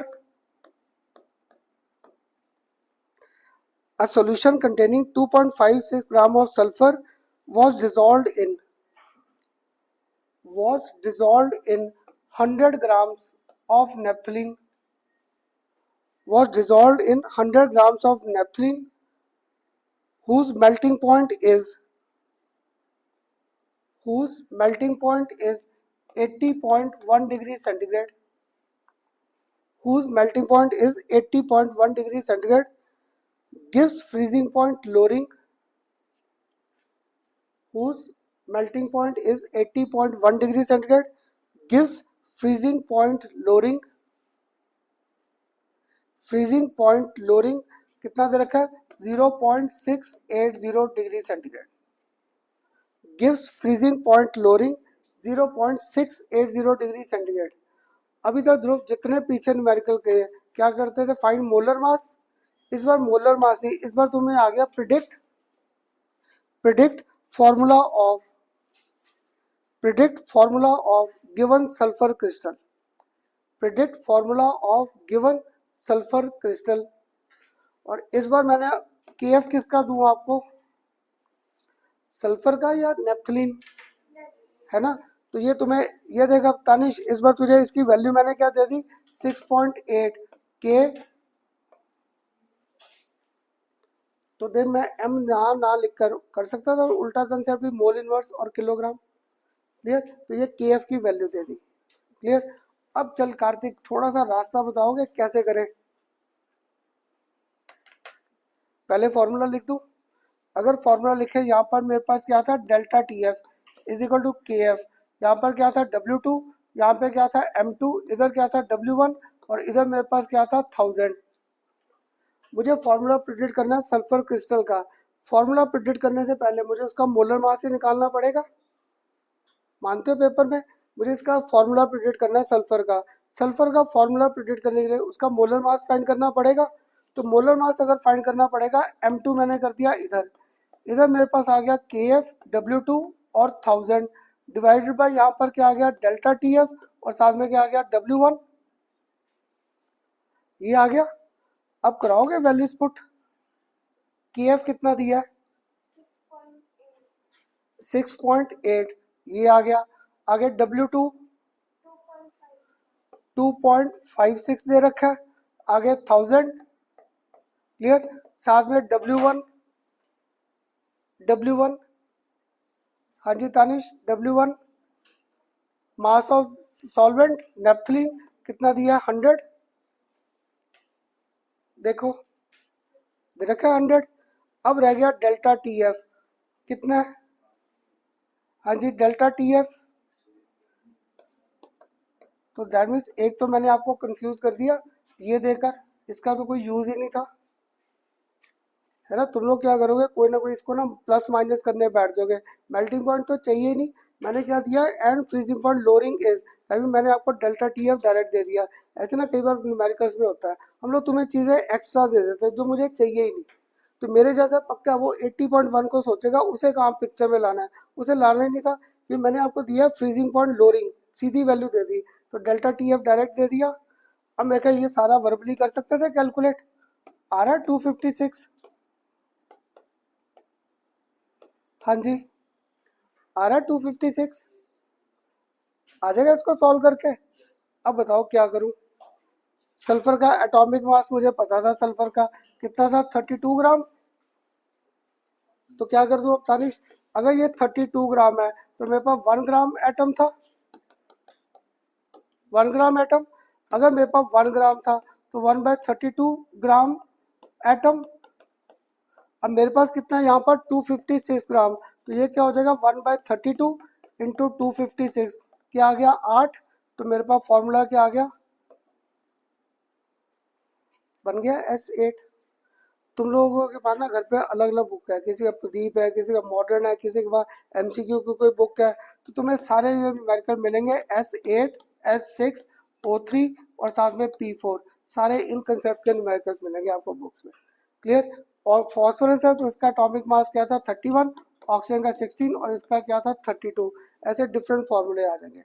और एक आध बार कॉम्पिटिशन में कैसे आ गया S और X कर दिया, आपको X की वैल्यू पूछ ली, तो मानते हो यहाँ पर x की वैल्यू 8 आ जाएगी, 8 वैल्यू आ गई। अब बताओ सबको क्लियर हुए ये न्यूमेरिकल्स के नहीं, ये देख यहाँ पे जो डेल्टा TF था क्वेश्चन में पढ़ो मैंने क्या दिया है, leads to the lowering in freezing point, lowering in freezing point कितना दिया है 0.680, दैट मीन ये वैल्यू मैंने आपको बेसिकली डायरेक्ट दे दिया डेल्टा TF, ये डायरेक्ट दे दिया डेल्टा TF। वो आपको जो 80.1 दिया वो सिर्फ कंफ्यूज करने के लिए, याद है वो मेल्टिंग का कंसेप्ट है, वो तो मुझे चाहिए ही नहीं, क्लियर, वो चाहिए ही नहीं था। हाँ अब पूछो, ये देख यहाँ पे क्या था, अगर 32 ग्राम सल्फर का तो वो 1 ग्राम एटम हो गया सल्फर का, 1 ग्राम एटम या 1 एटम ऑफ सल्फर हो गया। अगर ये 1 ग्राम था तो 1/32 हो गया, मेरे पास 256 है, तो 1/32 इंटू 256 क्या आ गया, 8 आ गया, तो मेरा फॉर्मूला बन गया S8। क्योंकि सल्फर क्रिस्टल है ना, सॉलिड फॉर्म में है, एलोट्रोपिक फॉर्म घुमा दी। ये 11th में आकर किया था मोल का कंसेप्ट कि अगर 32 ग्राम है that correspond to 1 gram atom. वो 1 ग्राम एटम बोला है, एटम नहीं होता था, एवोगैड्रोस नंबर है। 32 ग्राम जो था, 32 ग्राम वो इक्विवेलेंट था एवोगैड्रोस नंबर, पर मैंने यहाँ पे सारी टर्म इकट्ठी कर दी, 1 ग्राम एटम, 1 ग्राम एटम। तो 1 ग्राम एटम में क्या था, 32 ग्राम है, तो 32 ग्राम में 1 256 में फाइंड कर दिया, तो ये फॉर्मूला आ गया हमारे पास S8। अब लास्ट वाले दोनों क्वेश्चन क्लियर हुए, AB2 AB4 और ये सल्फर वाले क्लियर। ये काफ़ी इंपॉर्टेंट न्यूमेरिकल्स है, ये जो लास्ट की है ना तुम्हारे पेपर में कितनी बार आ रखे हैं। अब बताओ सबको यहाँ तक क्लियर हुआ, पक्का? कोई डाउट हो यहाँ तक न्यूमेरिकल बता दो तभी आगे बढ़े। हाँ जी भवनीत, क्लियर सबको, पक्का? हाँ जी कार्तिक, बता दो कोई डाउट है अगर यहाँ तक कोई भी न्यूमेरिकल में पूछ ले। कौन सा? अब यहाँ का डेल्टा टी मैंने स्टार्टिंग में कहा था, चाहे डिग्री सेंटीग्रेड लिखूं चाहे kelvin, one and same thing. क्यों? क्योंकि 256 273 ऐड भी हो रहा है, 273 माइनस भी हो रहा है, delta T F same answer आएगा। इसे वो तुम्हारी मर्जी है, जब तुम लोग करोगे ना न्यूमेरिकल्स डेल्टा टी एफ, तुम्हें बड़े अलग अलग, कभी डिग्री, कभी आपको डिग्री सेंटीग्रेड, कभी क्या लिखा मिलेगा केल्विन। तो जब मैंने डिग्री लिख दिया मैं तुम्हारे पे डाल दिया, चाहे सेंटीग्रेड लिखो उसे चाहे केल्विन लिखो, मुझे डेल्टा टी एफ से कोई फर्क नहीं। हाँ अगर मैं इंडिविजुअल की बात कर रहा हूँ फिर मुझे ध्यान रखना पड़ेगा आंसर केल्विन में है या कैसे है। जैसे देखा अभी पीछे मैंने वाटर का फ्रीजिंग पॉइंट कितना लिया था, 273.15 केल्विन, है ना। बेसिकली ये 0 डिग्री सेंटीग्रेड ही नहीं है, क्योंकि एग्जैक्ट वैल्यू तो यही थी 273.15। वो तो हम लोग कैलकुलेशन आसान हो जाए सिर्फ 273 करते हैं, पर तुम्हारे वहाँ पे पेपर में मैंने डायरेक्ट पूरी वैल्यू दे दी। तो ये था, अगर इंडिविजुअल की बात कर रहा हूँ फिर मुझे सेंटीग्रेड और केल्विन लिखना जरूरी है। अगर डेल्टा टी फाइंड कर रहा हूँ फिर मेरी मर्जी तो नहीं, तो अगर करना आपकी मर्जी कहाँ से भी, फिर हम लोग चाहे डिग्री सेंटीग्रेड लिखे या केल्विन कोई फर्क नहीं है, क्लियर, क्योंकि डिफरेंस में वो सारी चीज़ें कट गई। अब बताओ पूरा कंसेप्ट क्लियर हुआ? अब याद है आपको कहा था मैंने लास्ट टाइम, मैं भी अब सीधा लेक्चर लेना स्टार्ट कर दिया कि इसमें फॉर्मूले बढ़े गए थे। आपको कहा था नेक्स्ट टाइम मुझे रिवाइज कराना इस चैप्टर में फॉर्मूले क्या क्या किए, कराओगे एक बार रिवाइज इस चैप्टर के फॉर्मूले सारे, ताकि मुझे भी हो जाए एक बार इस चैप्टर में क्या क्या फॉर्मूले आए। पहले न्यूमेरिकल क्लियर हुए यहाँ तक, मुझे पहला बता दो फॉर्मूला, मुझसे सबसे पहले कौन सा फॉर्मूला किया था इस चैप्टर में? शुक्र है, मैं नहीं तो सारे ना तुम लोग हेनरीज लॉ पे आ जाते हो। सबसे पहले आपको फॉर्मूला कराया था कैपिटल एम, और दूसरा कौन सा कराया था, स्मॉल एम। पहला फॉर्मूला ये किया था, याद है इसका लॉजिक भी दिया था, छोटा एम छोटी ला से पढ़ा स्टैंड फॉर मास। अगर मास है तो ऊपर क्या आते थे, नंबर, ये लिख लेना, चाहे जिसको होता है ना फॉर्मूले से याद नहीं रहते, तो number of moles of solute divided bye क्या होता था, वॉल्यूम ऑफ सोल्यूशन। ये किसमें घूम गया, इन टर्म्स ऑफ लीटर्स। छोटे एम का फॉर्मूला फिर क्या आया था मेरे पास, number of moles of solute divided by, यहाँ पर क्या आया था, मास ऑफ सॉल्वेंट, और किस में घूम रहा था, मास of solvent in terms of kilogram. दो फॉर्मूले ये किए थे। थर्ड आपके साथ किया था मोल फ्रैक्शन, एक्स है number of moles of A, number of moles of A plus number of moles of B, clear. साथ में किया था X B is equal to number of moles of B divided by number of moles of A plus B. साथ में क्या लिखा था, mole fractions को ऐड अप कर दो तो सम क्या आता था, 1, है ना। ये फॉर्मूले किए थे स्टार्टिंग के सारे, और ये सारे अपने 11th क्लास के फॉर्मूले थे। इनको ना नंबर नहीं डाल रहा, आप चाहे हेडिंग देकर छोड़ दो कंसंट्रेशन को एक्सप्रेस करने में, क्लियर। तीनों को फॉर्मूले वहाँ पे आ गए। इसके बाद कौन सा किया था, उसके बाद अगर आप टॉपिक रिवाइज करते हैं, सॉल्बिटी और सॉलिड इन लिक्विड किया था। हेनरीज लॉ कहाँ पिक्चर आया था, गैस इन लिक्विड। अगर गैस इन लिक्विड आया था तो नेक्स्ट फॉर्मूला किया था on the basis of our Henry's law. Henry's law के बेस पे किया था। अगर अब मुझे इसका एक्सप्रेशन तो याद है, हम लोगों ने क्या लिखा था, M A is equal to K H और साथ में पी ए आया था, यही फॉर्मूला यूज किया था न्यूमेरिकल्स के लिए। इसको रिप्लेस कर दिया था किससे, मोल फ्रैक्शन से। अगर मोल फ्रैक्शन से किया था तो एक्सप्रेशन क्या था, X A is equal to K H into P A, सिर्फ यही था। एक और भी किया था, P A is equal to साथ में क्या था, के एच और इधर एक्स ए।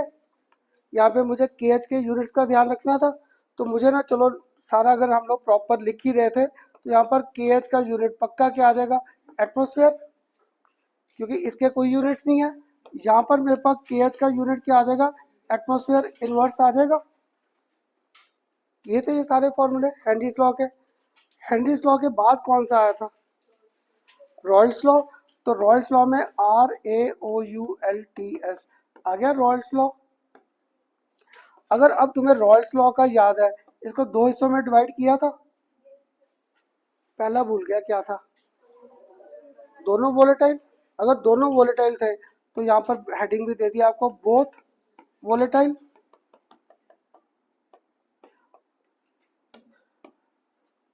यहाँ पर हमारे पास आ गए बोथ वोलेटाइल, और यहाँ पर मेरे पास क्या आ गया, सॉल्यूट इज,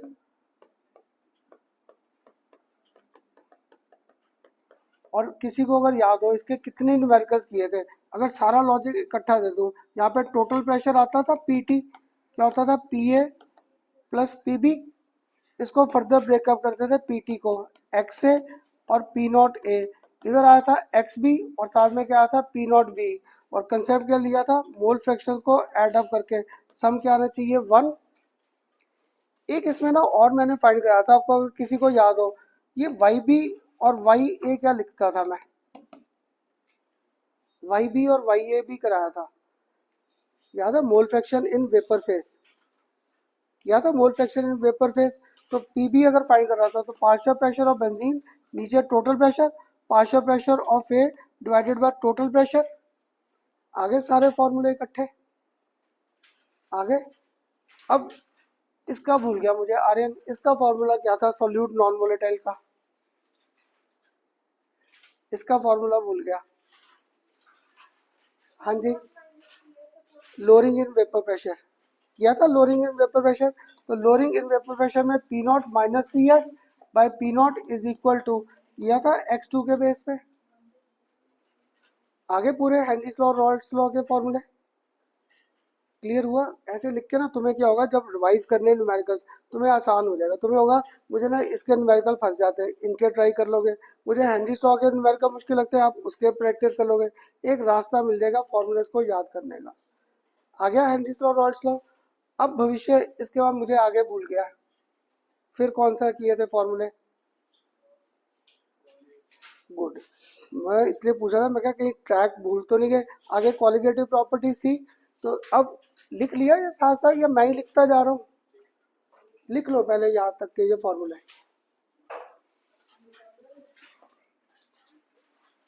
ये सारे जो आपके न्यूमेरिकल में यूज होंगे ना, फायदा रहेगा आपको। अब मेरे बोलने पे लिखना शुरू कर रहे हो, शाबाश।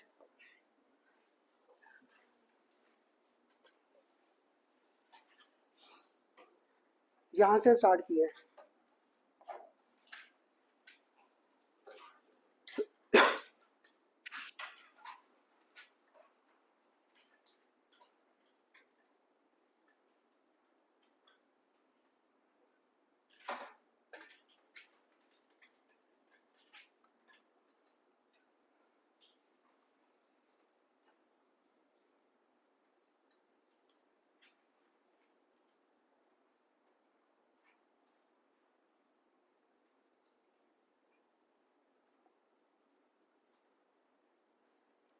लॉजिकली फिर हेनरीज लॉ आ गया।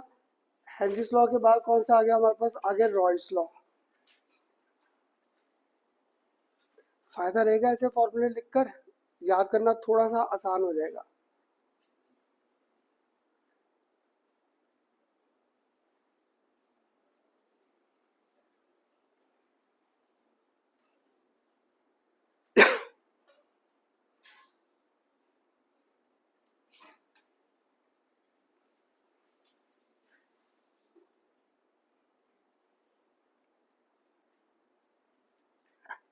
हाँ जी, करूँ ऊपर। ये यहाँ पे राइटिंग खराब सी कर दी, समझ आ गया। ये एटमोसफेयर और इधर क्या था, एटमोसफेयर इनवर्स में घूम गए बस।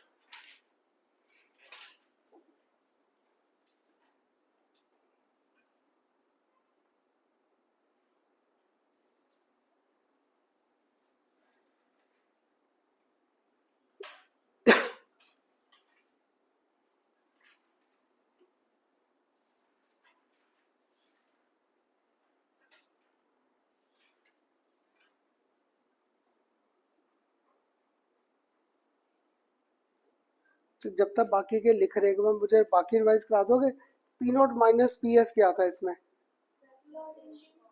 Lowering in vapour pressure. और x2 मोल फ्रैक्शन किसकी थी, सोल्यूट सॉल्वेंट की क्या हो जाएगी, 1 माइनस करके। तो अब चल कौन, भव्य आप बता दो सिर्फ ये पार्ट क्या था, अगर सिर्फ ये पार्ट की बात करता।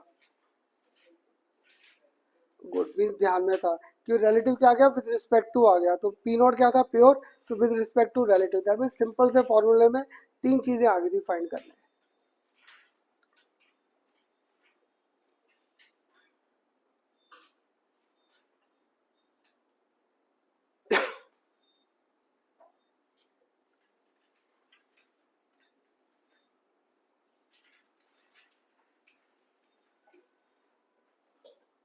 युवराज लिख लिए सारे, लिखने में एक्सपर्ट है वो, नोट कर लेता है साथ साथ। थोड़ा बहुत न्यूमेरिकल समझ आए, पक्का। हाँ जी, सबको क्लियर हुए न्यूमेरिकल, मुझे क्यों लग रहा है मुश्किल लग रहे थे। क्लियर है सबको न्यूमेरिकल्स। अगर न्यूमेरिकल क्लियर है, अब रॉयल्स लॉ भी लिख दिया। आगे आप लोगों ने मुझे रिवाइज कराया कौन सा टॉपिक किया था इसके बाद नेक्स्ट, कॉलिगेटिव प्रॉपर्टीज। तो चलो इसको मैंने यही रखा ताकि जो नोट कर रहा है, इधर कॉलिगेटिव प्रॉपर्टीज आ गई थी।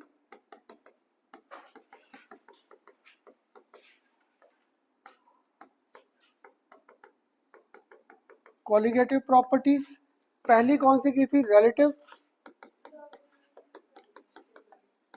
Relative lowering in vapour pressure, relative. तो इसका याद है फॉर्मूला क्या किया था, P naught minus P S by P naught is equal to, यहाँ पर x2 आ गया था।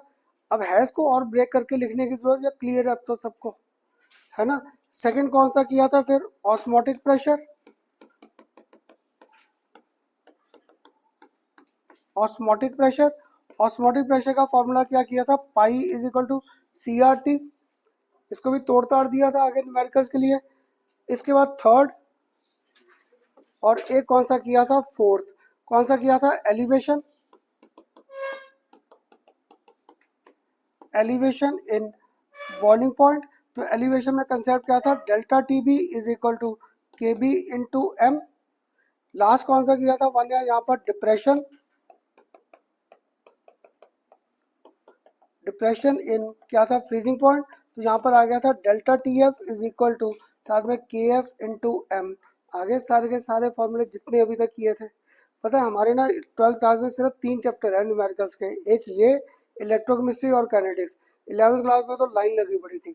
तो मैं तीनों के ऐसे तुम्हें फॉर्मूले कंपाइल करता जाऊंगा ताकि जिस दिन न्यूमेरिकल्स हो तो इनको फॉर्मूले को रिवाइज कर लो। क्लियर। अब देख जितने मैंने फॉर्मूले लिखे, यहाँ पर एक कंसेप्ट होल्ड गुड कर रहा था, कौन सा, फॉर आइडियल केस, या फिर क्या था, फॉर वेरी डाइल्यूट सॉल्यूशन। घर जाके देखना कोई भी न्यूमेरिकल मैंने कहीं पे आयनिक कंपाउंड नहीं लिया था, कहीं पे भी मैंने कोई आयनिक कंपाउंड कंसिडर नहीं किया था, क्योंकि अभी तक लॉजिक क्या था, we were considering only our ideal cases. मैंने अभी नॉन आइडियल केसेस लिए ही नहीं थे। क्लियर। तो लास्ट टॉपिक याद है चैप्टर का क्या लिखा था, एबनॉर्मेलिटी इन मॉलिक्यूलर मास। हमारा वही टॉपिक था नेक्स्ट, एबनॉर्मेलिटी इन मॉलिक्यूलर मास। उससे क्या होगा, जितने फॉर्मूले किए सारे न्यूमेरिकल रिवीजन में आ जाएंगे। क्योंकि ये जो फॉर्मूले लिखे हैं ना मैंने तीन, ये जो तीन लिखे, इनमें क्या होगा, तो हमारे पास चेंज आ जाएगा। चेंज क्या आ जाएगा इनमें, for actual solution, for non ideal solution. मैंने यहाँ पर क्या कर देना आपके साथ आई, यहाँ पर क्या कर देना आई, यहाँ पर मैंने क्या कर देना आई, यहाँ पर मैंने साथ में क्या कर देना आई। तो पता क्या, तुम्हारी बेस बुक्स में क्या दिया मुझे नहीं पता, मैं इसको मानता हूँ ये करेक्शन फैक्टर है, कि अगर मैं इस आई को पिक्चर में ले आया तो जो मेरे एबनॉर्मल मॉलिक्यूलर मासेस आएंगे वो ठीक आने स्टार्ट हो जाएंगे। क्लियर। तो हमारा एक वही टॉपिक रह गया, एबनॉर्मेलिटी इन मॉलिक्यूलर मास। पर वो ना स्टार्ट करने से पहले पहले ये बताओ यहाँ तक तो क्लियर, क्लियर। पता क्या, अगर मैं आपके साथ एबनॉर्मेलिटी अगर अभी शुरू करता टॉपिक एबनॉर्मेलिटी, मुझे पता है वो 15 मिनट में तो ख़त्म होगा नहीं, मुझे मोर देन 1 आवर चाहिए कराने के लिए। पर पता क्या, उसमें हमारे पास जो फॉर्मूला यूज में आएगा,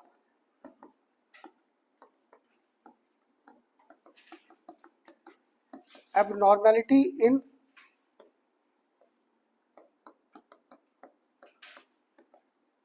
मॉलिक्यूलर मासेस, हमारा लास्ट टॉपिक है चैप्टर का एबनॉर्मेलिटी इन मॉलिक्यूलर मासेस। पता क्या, इसको ना मुझे समझने अगर प्रॉपर टॉपिक हो तो मुझे 11th क्लास का ये कंसेप्ट आना चाहिए, what do you mean by the equilibrium constant, क्योंकि इनमें इक्विलिब्रियम कांस्टेंट के न्यूमेरिकल्स है। तो अगर मुझे इक्विलिब्रियम कांस्टेंट के कंसेप्ट नहीं आते हैं, मैं पक्का है यहाँ एबनॉर्मेलिटी के न्यूमेरिकल्स में फंस जाऊंगा। इसलिए आज ना मैंने आपको ये एबनॉर्मेलिटी स्टार्ट नहीं करना, मैंने आज आपको ना इक्विलिब्रियम कांस्टेंट के जो न्यूमेरिकल्स करते थे उनका कंसेप्ट क्लियर करना था। तो उनका कंसेप्ट समझाने के लिए सिंपल सा अगर मैं रिएक्शन लिखता, A moles of A, B moles of B, इन्होंने मुझे क्या दिया, एक्स मोल्स ऑफ एक्स, साथ में वाई मोल्स ऑफ वाई दिए, जनरल रिएक्शन ये था। तुम लोग मुझे इसका एक्सप्रेशन लिखवाओगे, केसी का एक्सप्रेशन यहाँ पर क्या लिखते थे? हाँ जी आर्यन, मुझे इस रिएक्शन को एट इक्वल केसी का एक्सप्रेशन लिखना था, क्या लिखते थे? चल, यहाँ पर x raise to the power x कर देते थे, ये y था, इसको raise to the power y करते थे, इधर a raise to the power a और इधर b raise to the power b करते थे, है ना। अभी ये सारा कंसेप्ट क्या आ गया था इन टर्म्स ऑफ कंसर्वेशन। तो जिसको मुश्किल लगता था क्या कहता था, कंसर्वेशन ऑफ प्रोडक्ट्स ऊपर है और कंसर्वेशन ऑफ रिएक्टेंट्स क्या था, नीचे है। केसी का सिंपल सा ये एक्सप्रेशन आ गया। और जब तक मैं आपको ये कंसेप्ट देकर बैठा था रेक्टेंगुलर ब्रैकेट, ये रिप्रेजेंट करता था conservation in terms of moles per litre, इसलिए सबसे इंपॉर्टेंट न्यूमेरिकल आ जाएंगे ये। मोल्स पर लीटर हमने फाइंड किया पहले चैप्टर पहले टॉपिक में, और केसी की वैल्यू यूज कर रहा हूँ लास्ट में। ये न्यूमेरिकल सीबीएसई में आ सकता है 5 नंबर का, और 3-4 साल से आ रहा है कि सोल्यूशन में से 5 नंबर का, सोल्यूशन में से 5 नंबर। अभी तक ये न्यूमेरिकल्स नहीं आए, सारे ना आपको 1-1, 2-2 मार्क्स के क्वेश्चन आ रखे हैं, या फिर कंपटीशन में इसके न्यूमेरिकल्स इंपॉर्टेंट है कि वहाँ पे तुम्हारे क्वेश्चन ही 25 रह गए। तुम लोग क्या करते हैं 11th के नहीं डालेंगे इक्विलिब्रियम के, इसके कंसेप्ट के न्यूमेरिकल डाल दूंगा जहाँ पर ये भी साथ में इन्वॉल्व है। क्लियर? तो देखो ये फॉर्मूला लिखना तो आसान था। अब याद है इसका जब फॉर्मूला लिखते थे, आज जस्ट अगर रिवीजन क्लास में मैं आपको सिंपल सा केस लिया, यहाँ पर नाइट्रोजन गैशियस, यहाँ पर क्या था हाइड्रोजन गैशियस, यहाँ पर मेरे पास क्या था ट्वाइस अमोनिया गैशियस। क्लियर? मुझे अब इसका केसी का एक्सप्रेशन लिखवा दोगे? केसी का एक्सप्रेशन ऊपर Na3 का क्या हो जाएगा स्क्वायर, नीचे मेरे पास क्या हो गया नाइट्रोजन, और साथ में इधर मेरे पास क्या आ गया हाइड्रोजन का क्यूब। याद आपको कहता था मेरी हेडेक यहाँ पे खत्म हो जाती है, मेरे ना ब्रैकेटें बड़ी अजीब अजीब सी बननी स्टार्ट हो जाती है। तुम्हें पेपर में ध्यान रखना हर बार ये ब्रैकेट्स क्या होनी चाहिए, रेक्टेंगुलर या स्क्वायर, क्योंकि ये मीनिंग था concentration is terms of moles per litre. तो ये मैंने सिंपल सा एक्सप्रेशन लिख दिया। अब ना नेक्स्ट टाइम जब मैंने एबनॉर्मेलिटी करानी है, मैंने ऐसे फॉर्मूले में इनकी वैल्यूज को पुट करना है। तुम्हें कंसंट्रेशन दी होगी कभी प्रोडक्ट की कभी किसकी, तो तुम्हें वहाँ पे वैल्यूज पुट करके पहले केसी की वैल्यू फाइंड करनी है। क्लियर? तो अगर केसी की वैल्यू फाइंड करनी है, एक सिंपल सा मैंने आपको रिएक्शन दिया यहाँ पर ए, इसने मुझे यहाँ पर क्या दे दिया कंबाइन करके B plus D, B plus D दे दिया। क्लियर? तो देखो यहाँ पे के का एक्सप्रेशन तो बड़ा अच्छा आ गया, K C will be given by product of concentration of B, साथ में क्या आ जाएगा यहाँ पर डी डिवाइडेड बाय क्या आ जाएगा कंसिडरेशन ऑफ ए। के सी का एक्सप्रेशन तो लिखना आसान है। तुम्हें क्या होगा न्यूमेरिकल में कभी इनिशियल कंसिडरेशन कभी कौन सी कंसिडरेशन देंगे, तो सपोज मैंने ना आपको यहाँ पर इनका 1, ये भी 1 ये भी 1 है, इधर मैंने ना आपके साथ पहला कंसेप्ट लिखा ऑफ इनिशियल कंसंट्रेशन, यहाँ पर मैंने लिखी इनिशियल कंसंट्रेशन, तो ये पक्का यहाँ पर सी है। अगर ये सी है तभी ये दोनों पिक्चर में नहीं आए, अगर दोनों पिक्चर में नहीं आए तो मैं यहाँ पे नलीफाई कर दूँ। तो देखो मेरे साथ अगर किसी को थोड़े से न्यूमेरिकल आसान लग रहे थे करने, मैं कुछ नहीं कर रहा था, क्या करता था परसेंटेज तो उसको तोड़ दिया। क्लियर? न्यूमेरिकल का फॉर्मूला तोड़ता गया। ऐसे ही जब ये न्यूमेरिकल्स आए तुम्हें बड़े आसान है, तुम्हें ये कंसेप्ट दिए होंगे तो टेबल बना लो, टेबल बनाकर के की वैल्यू फाइंड करनी सबसे आसान हो जाएगी। कैसे?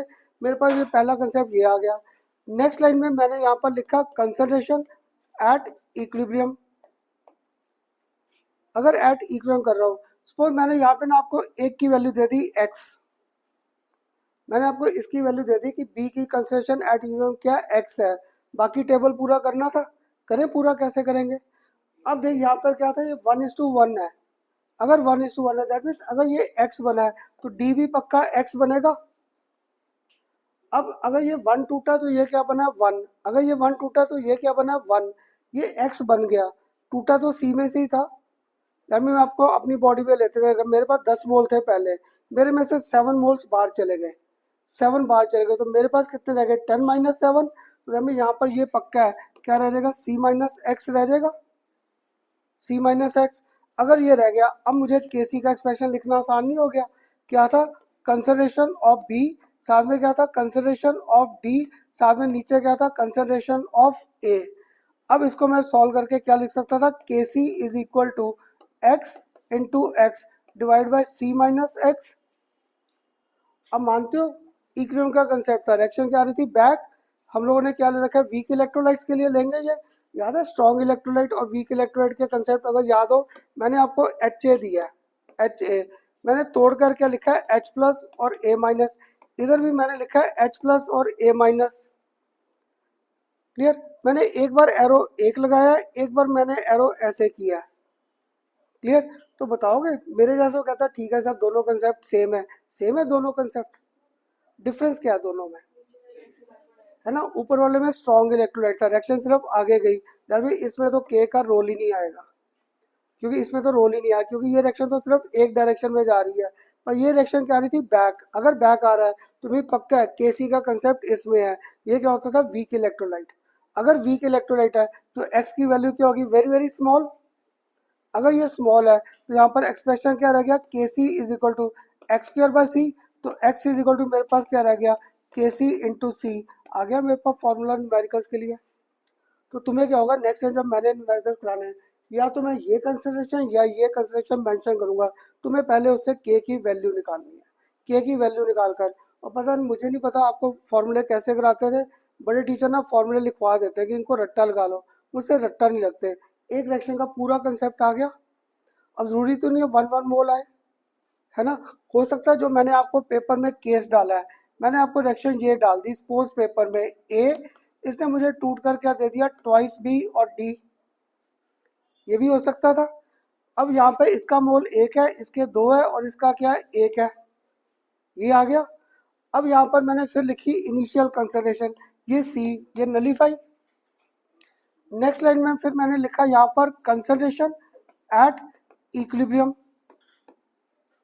यहाँ पर भी ना मैंने आपको इसकी value suppose they the x, बाकी टेबल पूरा कराओगे आप, ये मैंने आपको x दे दिया d का कंसंट्रेशन एट इक्विलिब्रियम। अब बाकी टेबल पूरा करना था, देखो अगर ये एक बना, ये कितना ट्वाइस है, अगर ये x है तो ये पक्का यहाँ पर क्या आ जाएगा 2x आ जाएगा। अब तुम में से ना इस इधर मुझे एक ने कहा खन्ना सर करो c-x, एक ने कहा 2x, एक कहता नहीं सर 3x करो, किसकी बात मानो, इसमें से माइनस क्या करूं x करूं 2x करूं या 3x, रेशो थी ये, अगर ये रेशो था तो ये रेशो के बेस पे था, दैट मीन्स अगर ये 1 है तो ये 1, ये अगर x है तो ये x टूटेगा, तो दैट मीन्स यहाँ पर क्या आ जाएगा c-x। आपको बस ना ये टेबल बनाना मैंने यहाँ सिखाना था कि टेबल कैसे बनाना, ताकि तुम्हारा नेक्स्ट टाइम जब न्यूमेरिकल करे ऐसा ना हो हम लोग न्यूमेरिकल स्टार्ट करें, आपको करना था, मुझे तो 11th में के नहीं फाइंड करना आता था, फिर हमारे न्यूमेरिकल फंस जाएंगे, इसलिए आज सिर्फ आपको ना के फाइंड करने के लॉजिक्स दे रहा था। और क्या था जो तुम्हारा न्यूमेरिकल आ रखा है सिंगल टर्म उसको पकड़ लो, उसको पकड़ कर बाकी सबको 2 3 4 जो है उन पे घुमा दो, अपने आप न्यूमेरिकल सॉल्व होता जाएगा। अब अगर मैं यहाँ पर के सी की वैल्यू फाइंड करता, क्या आएगा मेरे पास कंसिडरेशन ऑफ बी का स्क्वायर, साथ में क्या आएगा डी, नीचे क्या आएगा कंसिडरेशन ऑफ ए आएगा। अब कराओ इनकी वैल्यूज पुट, क्या आ जाएगा मेरे पास 2x स्क्वायर, साथ में x, नीचे क्या आ जाएगा c-x और के सी। अब तो फाइंड कर सकते थे, x फिर कट गया, कट जाएगा, अब तो फाइंड कर सकते थे।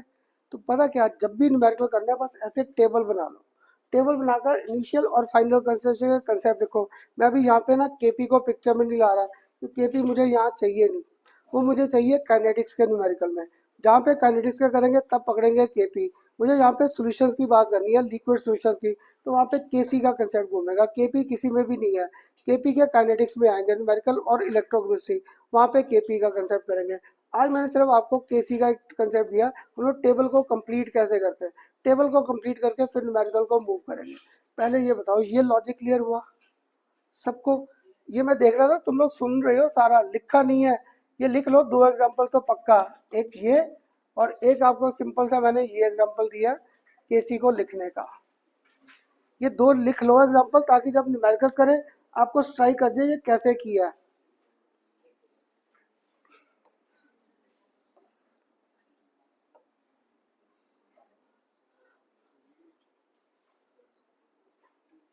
ये छोटा इसलिए कर दिया ताकि आपको सारा इकट्ठा मिल जाए।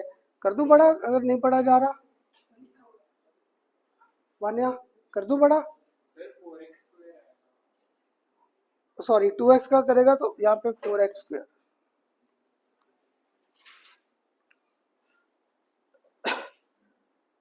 तो भविष्य ऐसे अगर 11th में भव्य डाउट आते थे, क्लियर है अब तो कैसे टेबल किया।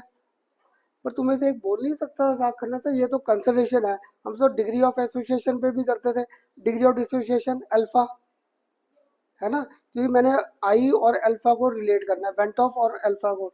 पहले ये लिख लो बस, फिर एक लास्ट एक्सप्रेशन कराना था on the basis of alpha, वो डिग्री ऑफ डिसोसिएशन था।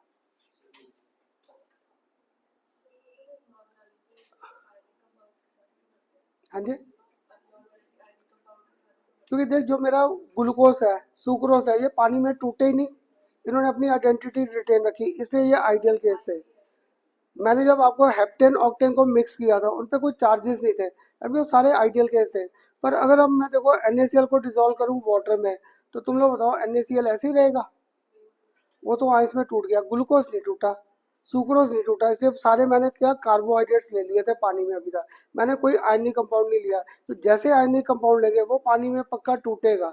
ऐसे ही तुम लोग सोच कर एक आंसर देना, चल अगर ऐसा डाउट था, एस्टिक एसिड है, एक बार मैंने उसे दे दिया डिसॉल्व किया बेंजीन में, एक बार मैंने एस्टिक एसिड को डिसॉल्व किया किसमें, इन वाटर। क्लियर? अब बताओगे किस में अब नॉर्मेलिटी आनी चाहिए, पहले केस, है ना, क्योंकि पहले केस में तो ऐसे टूटा ही नहीं, टूटा ही नहीं, आपको टिप दिया था लाइट डिसॉल्व लाइट, तो ये तो टूटा ही नहीं इसमें। क्लियर? और ये जो था इसमें ये टूट गया, इसमें अब नॉर्मेलिटी का कंसेप्ट, इससे ये न्यूमेरिकल सबसे इंपॉर्टेंट है, क्योंकि पानी में क्या होगा, ये टूटेगा, ऐसे टूटा नहीं यहाँ पे, तो ये आइडियल केस सर्व कर देगा ऊपर वाला, वो आइडियल बन जाएगा और ये एबनॉर्मेलिटी में आ जाएगा।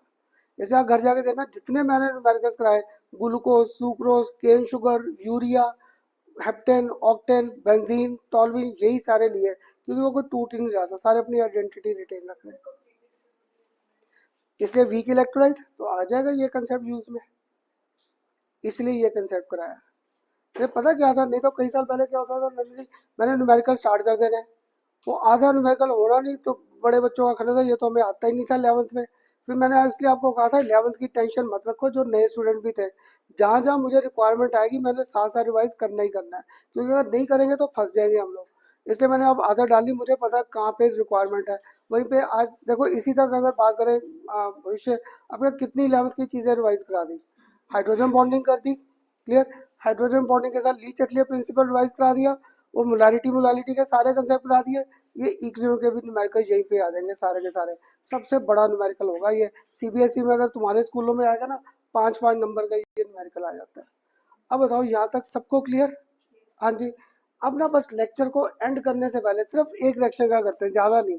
मैंने फिर आपको यहाँ पर दिया ए, इसने मुझे टूट कर क्या दिया, B+D, ये 1, ये 1 और ये 1, क्लियर। इधर फिर मैंने लिखी पहले इनिशियल कंसिडरेशन C, तो ये नलीफाई होगी। नेक्स्ट लाइन में मैं क्या लिखता था यहाँ पर, कंसंट्रेशन, ये अब देख लेना आराम से, एट इक्विलिब्रियम। अब यहाँ पे मैंने आपको दे दिया alpha was the degree of dissociation of this A at equilibrium. अब मैंने वर्ड दिया alpha was the degree of dissociation of this acid at equilibrium. तो नीचे का टेबल पूरा करना था, देखो मुझे तो रट्टा लगा हुआ है, मैंने तो टेबल पूरा कर दिया, सी अल्फा, इधर मैंने क्या कर दिया, C1 - अल्फा, मैंने तो ये टेबल पूरा कर दिया। तो में से एक हुआ खन्ना से, ये कहाँ से आया 1 - अल्फा, कभी आप x लिखते हो कभी क्या करते हो, मैंने ऊपर कंसिडरेशन दिया था डायरेक्ट, इसलिए मैंने x लिखा है, यहाँ पे मैंने अल्फा का कंसेप्ट दिया था। तो लॉजिक क्या था इसमें, a ने मुझे टूट कर क्या दिया, b और d, तो ये 1 1, इसका इनिशियल मोल 1 ले लूँ, अगर इसका 1 मोल लिया तो ये टूट गया। अब मैंने टिप क्या दिया, अल्फा टूटा है, ये अल्फा ब्रेक्स एट इक्विलिब्रियम, तो जब में पक्का है ये कितना बनेगा अल्फा, ये भी क्या बनेगा अल्फा, तो ये 1 माइनस अल्फा रह गया। ये कंसेप्ट आया 1 मोल पे। कंसंट्रेशन की क्या थी definition, number of moles present पर लीटर, मीन मेरे पास 1 मोल 2 मोल 3 मोल 4 मोल 5 कुछ भी हो सकता है, इसलिए मैंने क्या किया, इनको मल्टीप्लाई कर दिया बाय सी, इनको मैंने कर दिया सी से मल्टीप्लाई। ये था इनका कंसेप्ट, क्लियर, क्योंकि मेरे पास 1 मोल का कंसेप्ट था, पर कंसेप्शन में तो 2 मोल 3 4 5 6 पता नहीं कितने हैं, इसलिए ये कंसेप्ट आ गया सी और ये। अब तुम में से कोई तो मानेगा, अगर यहाँ पर मैं के फाइंड कर रहा था फॉर दिस एसिड, तो क्या आ जाएगा सी अल्फा, नीचे क्या आ जाएगा सी 1 माइनस अल्फा। अब ये एसिड क्या है, वीक, अगर वीक है अल्फा की वैल्यू बड़ी होगी या छोटी, छोटी, तो मैं इसको यहाँ पे नेगलेक्ट कर दूं, सी के साथ सी भी ये कट जाएगा, तो के ए इज इक्वल टू मेरे पास क्या आ गया सी अल्फा स्क्वायर। अब यहाँ पे अल्फा फाइंड कर सकता था के ए बाई सी।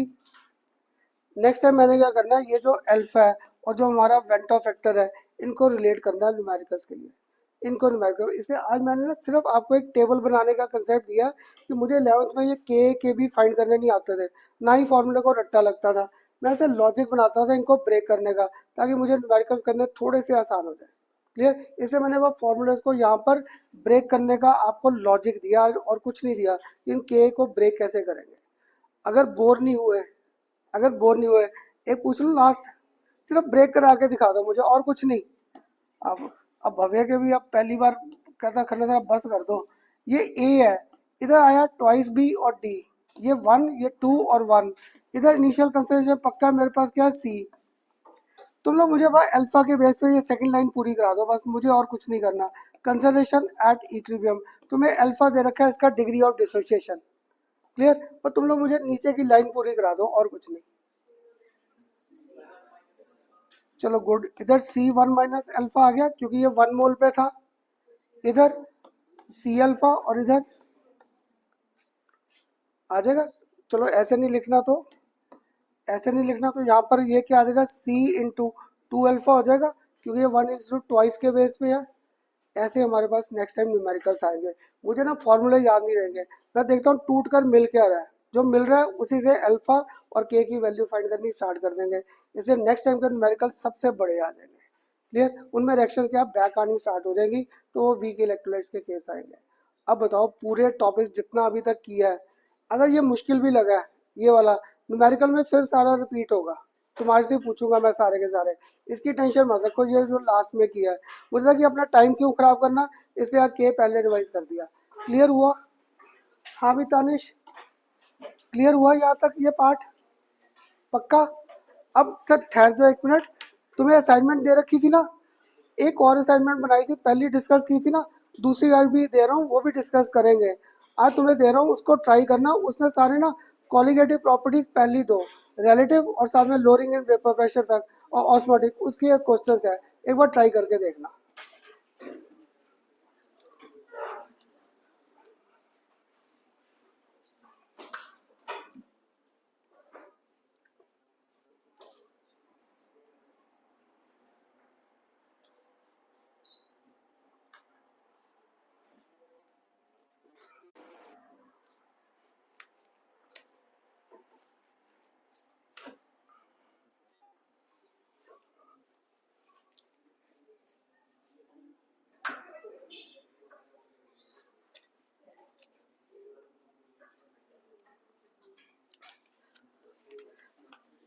ये लो, जैसे आपके साथ पहली डिस्कस की थी ना, इसको भी फिर मैंने डिस्कस करना है, मुझे उम्मीद बढ़िया तुम लोग ट्राई करोगे, क्लियर। इनमें सारी पहली दो कॉलिगेटिव प्रॉपर्टीज तक के एमसीक्यू है और आइडियल और नॉन आइडियल सॉल्यूशंस के आंसर साथ दे रखे हैं, ठीक, एक बार ट्राई करना।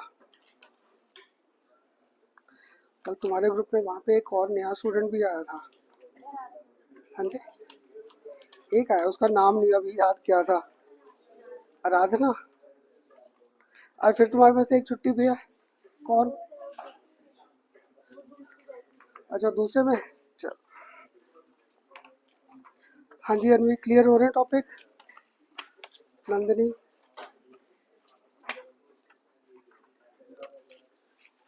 मोबाइल क्या चलाता है, इतना मोबाइल क्या यूज करता है, मोदी जी से बातें कर रहा है। हाँ, फिर ये पकड़। हाँ जी, क्लियर हुए टॉपिक है नहीं? हाँ भी विषय तानिश, अब वो क्लियर हुआ के और एम का?